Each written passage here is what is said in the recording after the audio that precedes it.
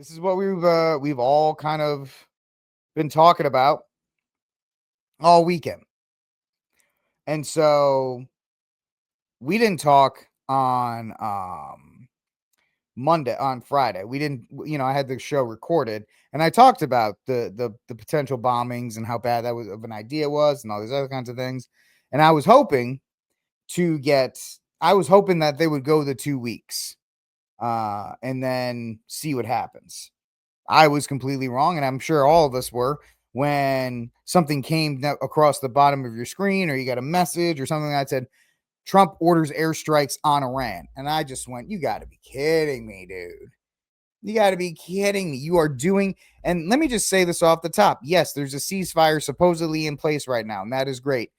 But the reason why, and people thought I was upset that Iran was going to hit us or that this was going to be some kind of, really, people thought I was worried about Iran hitting us. And I was never worried about the Iranians hitting us. Never worried about it. My main concern was two things. See, two things. One, two. The first one is that these United States foreign policy and the billion, trillion, fulfillion war machine is controlled by the state of Israel. At least partially.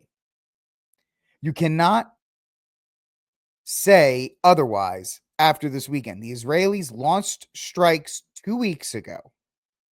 They went in and they started bombing people and they started attacking facilities and they started doing all these things. And then they ran to the U.S. and said, you have to finish this. Which, if our foreign policy was not controlled by the state of Israel, the U.S. could just say, no, we're not doing that. You notice how every other country is not getting involved with Iran. They're like, you're on your own. You're fine. We are the only country out of all the countries in the world. Just think about that. Not Great Britain, not France, not Pakistan, not Russia, not China, none of them. Nobody else got involved except us. We had to. We just had to get involved in this thing. Why? Why did we have to? Now, of course, the lazy man, straw man argument, which people kept belting me on with all over this weekend, was, Rick, you don't want Iran to get a nuke, do you? Which is honestly, might as well say 2 weeks to slow the curve. Right? You might as well say 2 weeks to flatten the curve. If you say you don't want Iran to get a nuke, you're just repeating state propaganda, the same state propaganda that you said you didn't want to repeat when Fauci said, wear a mask and get the jab. When they said that stuff, we were like, no, propaganda is bad. When you hear Iran's going to get a nuke, you say, you swapped out your brain chip, most of you, obviously not my beautiful audience. Most of conservative MAGA switched out the brain, went, Iran can't get a nuclear weapon. Iran can't get a nuclear weapon. They cannot get a nuclear weapon. They haven't gotten a weapon in 40 years. 40 years. Bibi Netanyahu, for 40 years, has told you they're going to get a nuclear weapon within 30 seconds or 2 weeks or 5 days. Why is it different now? Why is it different now? Because the Israelis went in and told us, and we did it. They war gamed this exact same thing under Biden. Which is weird that they didn't do it under Biden, because the Biden regime would have loved to have it done under their watch, because it would have given them something else to talk about besides Joe Biden. So it's interesting that they didn't do it under Joe Biden, but they did do it under Donald Trump. And of course, I, like many other people, started saying, what about the whole no new wars thing? And then all of conservative and neocon. It's crazy when like Steven Crowder and Mark Levin are essentially on the same page. Sorry to say it, but you guys are coming back and saying, just because you drop a bomb doesn't mean you're at war. Just because we flew, and you'll find out, 36 hours to drop bombs on another country that at the same time we were told wasn't a threat. We were told Iran was Schrodinger's enemy. They were 45 seconds away from getting a nuke and destroying everything, and at the same time, they were the weakest military on the planet. And the fact that they walked this line and everybody just gulped down the Kool-Aid, we'll call it the Trump aid, everybody just gulped down the Trump aid without question. And then some people are like, I've been waiting to strike Iran for 40 years. Hey, guess what? That's not just war theory, homie. And some people are trying to apply just war theory to this. Incorrect. There is no just war doctrine. If you are a Catholic, you cannot get behind what happened this weekend. There are multiple principles that are violated in just war theory that with what happened this weekend. But again, we haven't been adopting or running by just war theory in a long time. But the fact of the matter is, we had to do it because they were burning American flags, or they were chanting death to America. Hey, guess what? In 50 years, so will the people in London. We're gonna put in Operation Blow the Brits Out of the Water. What's the policy here, man? Pakistan has nukes. We talked about it. We ain't blowing them up. North Korea. Well, they don't have an ideology. The Pakistanis housed bin Laden, so y'all better work. You better work down on that one. And secondly, if the North Koreans if they could, they would have done it by now. But we ain't flying B-2s over to North Korea, are we? Oh, that's right. They're next door neighbors to China, so the tough talk ends there. So we flew them over, and let's get a couple videos. This was announced on Saturday at 10 p.m. Because apparently Trump operates like it's a Big 12 or like it's a Pac-12 game.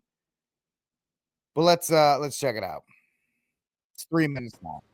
In case you haven't. Thank you very much. Nope, I want that one. A short time ago, the U.S. military carried out massive precision strikes on the 3 key nuclear facilities in the Iranian regime: Fordow, Natanz, and Esfahan. Everybody heard those names for years as they built this horribly destructive enterprise. Our objective was the destruction of Iran's nuclear enrichment capacity and a stop to the nuclear threat posed by the world's #1 state sponsor of terror. Tonight, I can report to the world that the strikes were a spectacular military success. Iran's key nuclear enrichment facilities have been completely and totally obliterated. Iran, the bully of the Middle East, must now make peace. If they do not, future attacks will be far greater and a lot easier. For 4 years, Iran has been saying death to America, death to Israel. They have been killing our people, blowing off their arms, blowing off their legs with roadside bombs. That was their specialty. We lost over 1,000 people, and hundreds of thousands throughout the Middle East and around the world have died as a direct result of their hate. In particular, so many were killed by their general, Qasem Soleimani. I decided a long time ago that I would not let this happen. It will continue. I want to thank Prime Minister Bibi Netanyahu, who worked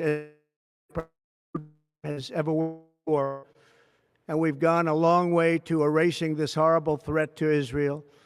I want to thank the Israeli military for the wonderful job they've done. And most importantly, I want to congratulate the great American patriots who flew those magnificent machines tonight and all of the United States military on an operation the likes of which the world has not seen in many, many decades. Hopefully, we will no longer need their service in this capacity. I hope that's so. I also want to congratulate the chairman of the Joint Chiefs of Staff, General Dan Raisin Kane, spectacular general, and all of the brilliant military minds involved in this attack. With all of that being said, this cannot continue. There will be either peace or there will be tragedy for Iran far greater than we have witnessed over the last 8 days. Remember, there are many targets left. Tonight's was the most difficult of them all, by far, and perhaps the most lethal. But if peace does not come quickly, we will go after those other targets with precision, speed, and skill. Most of them can be taken out in a matter of minutes. There's no military in the world that could have done what we did tonight, not even close. There has never been a military that could do what took place just a little while ago. Tomorrow, General Kane, Secretary of Defense, Pete Hegseth, will have a press conference at 8 a.m. at the Pentagon. And I want to just thank everybody, and in particular, God. I want to just say, we love you, God, and we love our great military. Protect them. God bless the Middle East. God bless Israel, and God bless. God bless Israel, everybody. God bless Israel. America. Thank you very much. Thank you. Your government is subject to a foreign orders. U.S. Central Command, under the command of General Eric Kurilla, executed a deliberate and precise strike against 3 Iranian nuclear facilities. This was a complex and high-risk mission carried out with exceptional skill and discipline by our joint force. I want to thank every service member, planner, operator that made this mission possible. Their actions reflect the highest standards of the United States Armed Forces. This operation was designed to severely degrade Iran's nuclear weapons infrastructure. It was planned and executed across multiple domains and theaters with coordination that reflects our ability to project power globally with speed and precision at the time and place of our nation's choosing. This was a highly classified mission with very few people in Washington knowing the timing or nature of this plan. So, and what has proven to me from this weekend, is that the George Carlin skit is 100% correct. We're a warlike people, man. We love it. Golly, do we love it. We love watching bombs drop. We do. Of course, all in the service of Israel, by the way. Being able to be here and do work that facilitates making things better for people. And in the greatest country on earth, next to Israel. Your politicians are bought and paid for, man. Watch this. The look of terror on this woman's face, Tammy Bruce, when she forgets to do the correct genuflecting. And in the greatest country on earth, next to Israel. Next to Israel. I have no problem with the Israeli people.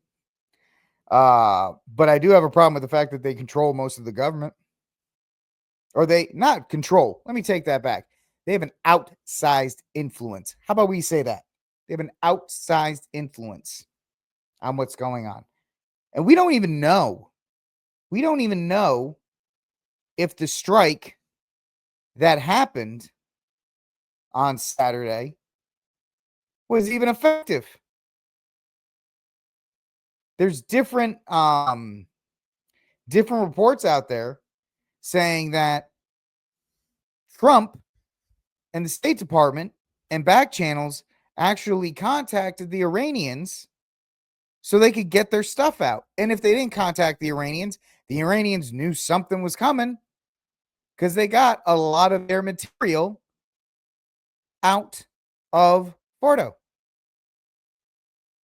They got a lot of material out of, if I can find it. Scott Ritter had a pretty good point about this. Oh, it's not Scott Ritter, Scott Riddell, had a pretty good point about all of this, I believe. And this whole thing that everybody in conservative media is celebrating, this whole thing that everybody is just overly excited about. I'll try to keep it as PG as possible. About, look at these B-2s, and they flew from Missouri and they flew all the way over to Iran, and they dropped these bombs, and they were out before anybody even knew what happened. Yeah, that's great. It's like literally, it's like Shaquille O'Neal playing in a CYO game and scoring 100 points. There was no chance that the Iranians were going to, or be in any way, shape, or form a danger to us. Maybe to some of our bases in the region, which happened this afternoon, and nothing really went there. But the fact that people are losing their minds over this strike just shows you how much of a warlike people we really are. It was always funny when I would hear that that bit by Carlin, especially when you got a bunch of brown people, you better watch out. That bit stays the same forever. That bit stays the same forever. You got a bunch of brown people, you better watch out, man, because the United States is going to find a way to drop bombs all over you. And then secondly, we cannot go without war. And I know people will say it was an airstrike. I think G Money said in our chat, it wasn't war, it was an airstrike. It was an airstrike. It wasn't war. Well, aggressive acts are aggressive acts. And I know some people may say that I'm splitting the baby on this one. And that's okay. I'm completely and totally fine being this way. I'm completely and totally fine saying this. So this is Scott Ritter, who's a former UN weapons inspector, on X, talking about this after the strikes took place. It's an act of theater. Trump's big mouth boxed him into a corner. Iran wouldn't play his game, so he had to bomb them to save face. He bombed 2 empty facilities that had been previously struck by Israel, and he bounced 6 bombs off an indestructible facility, Fordos, claiming destruction despite being the opposite. Which, who's going to verify that they are blown up or if they're destroyed? Right? How are we going to verify that Fordo is destroyed? We don't. We have people looking, oh, this is a crater. Yeah, you dropped a bomb inside of a mountain. Of course it's going to be a crater. But there's 2 problems. 1, we don't know how deep Fordo is. 2, you think they're going to keep all their good stuff at the top level? No, it's going to be buried even deeper. And we were all saying the reason they were discussing tactical nuclear weapons on Friday is because they admitted that the bunker busters couldn't get down that far. Well, Rick, we dropped 14 of them. Congratulations. You dropped what? 2 back to back?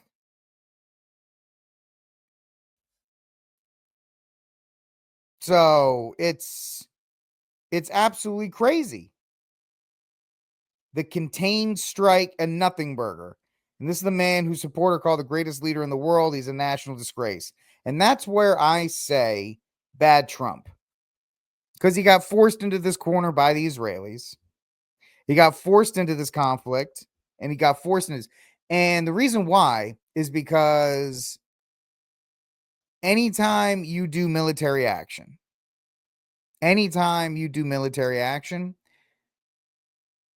you have 2 probable outcomes. Excuse me. You have 2 probable outcomes. I don't know why I yawn. I just do. It's like in football. When the offense throws the ball in football, there's 3 outcomes. 1 is positive, 2 are negative. The positive is the wide receiver catches the ball.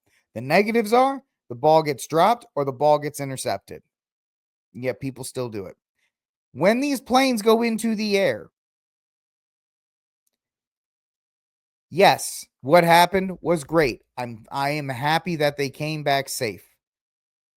But those men and women are in danger. And I know people are like, they're never in danger from the Iranians. You never know. You never know. If one thing had gone wrong, we would be scaling up a full scale boots on the ground invasion right now. We would. It's that simple. Don't listen to me. You can listen to good old Jack Bosievich.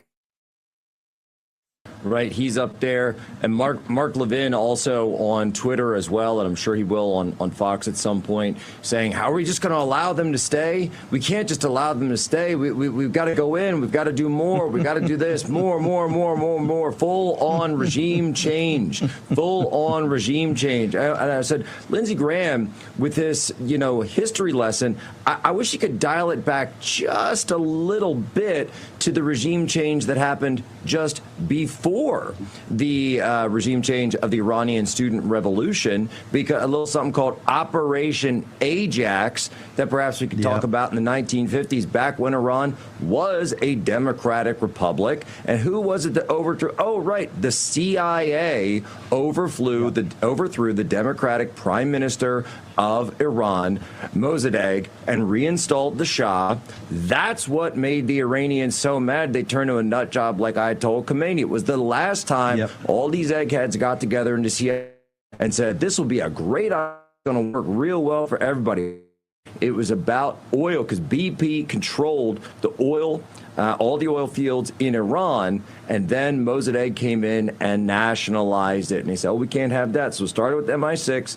It's pre-Vietnam, by the way, the same way the French came to us about Vietnam. The British came to us about Iran. Go look this up. Go ask ChatGPT. Go ask Grok about it, whatever you want. And you will see it's very, very clear. That regime change led to the Shah. So we overthrew democratic Iran. Let's get it straight. That was us. Then the Shah himself got overthrown because they were so mad at the Americans that they turned to the nuts in the Islamic Revolution. That's the actual history, all right? And you can stand that, or you can lie like Lindsey Graham is right now, because you want more regime change, more war, more death, the same way Lindsey Graham pushed regime change in Ukraine back in 2014, and the same way he's been for every single war since he's been alive. Why do they do what they do? Religious. And this is the reason why, and we'll talk about the ceasefire in a moment. Ceasefire is great, but you have Netanyahu, who is still talking about regime change, and you have Lindsey Graham, who is just the voice of a bunch of other people. A bunch of other people think the exact same way he does. They just don't voice their opinions because they know it's not popular, so they'll let Lindsey do it. Fanatical beliefs, a master religion for the world. And if you don't believe that, you have missed a lot. That's what they want. And the only way they're going to get there is for somebody to stop them. What did Hitler want? To take over the entire world. Hitler reference, take a drink. And create a master race. Anybody that didn't fit his definition of the right kind of person was imprisoned or killed. The Ayatollah and his henchmen have that same view, but it's religiously driven.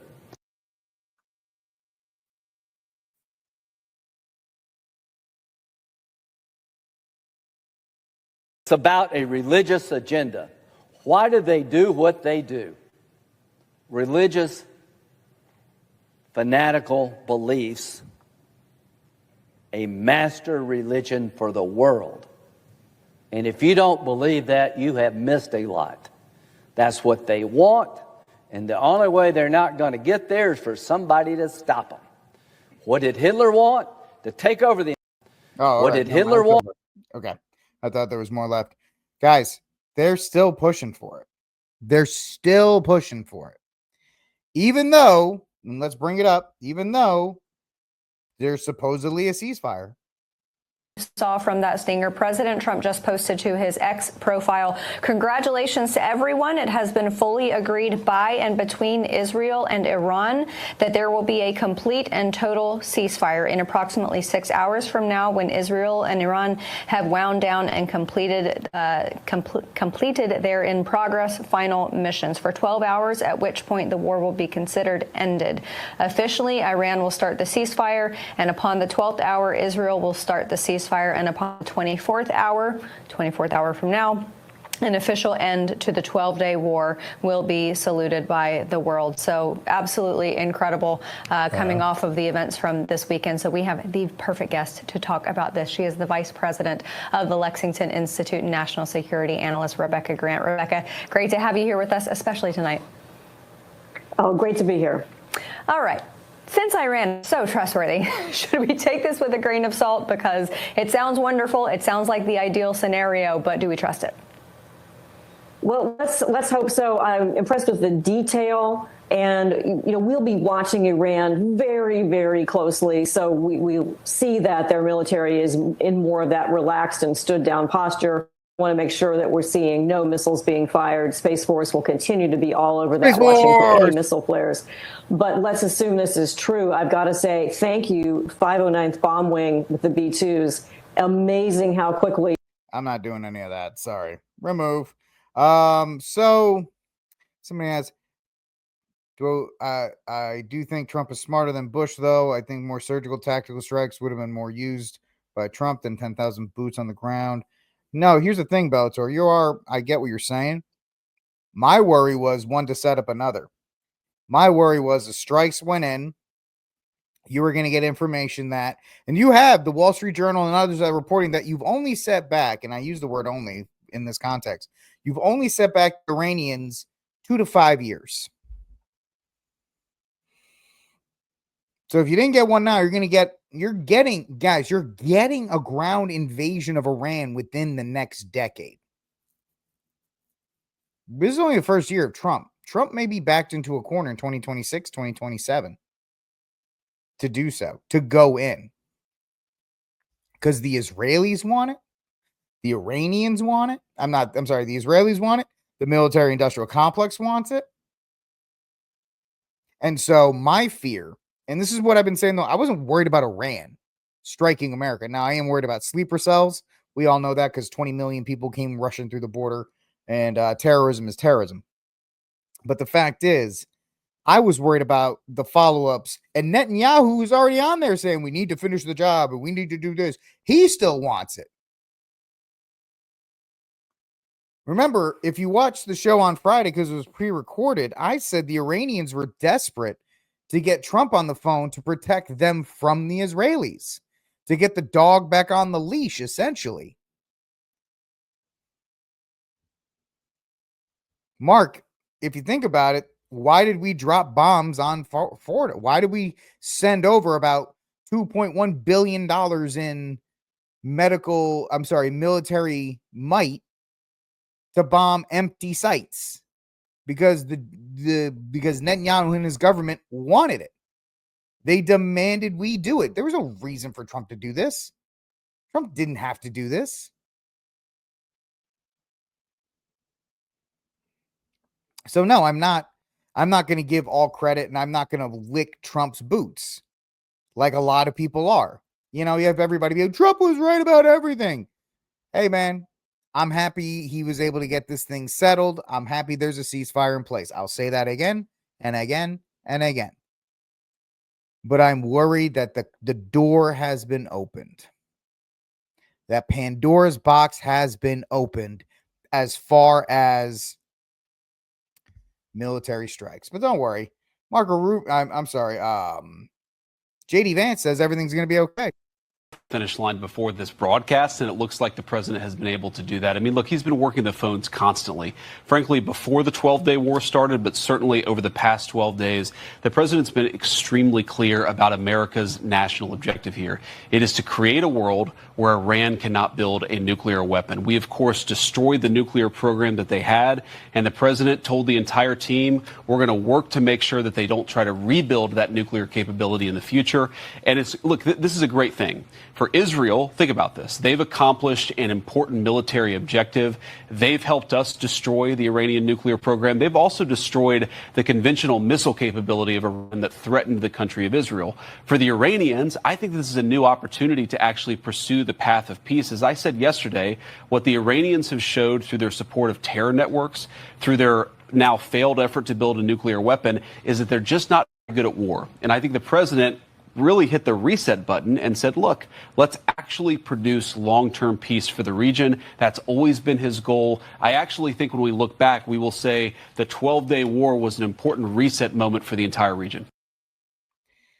I hope I'm just a moron, which most of you think I am. And that's fine. You can. I don't care.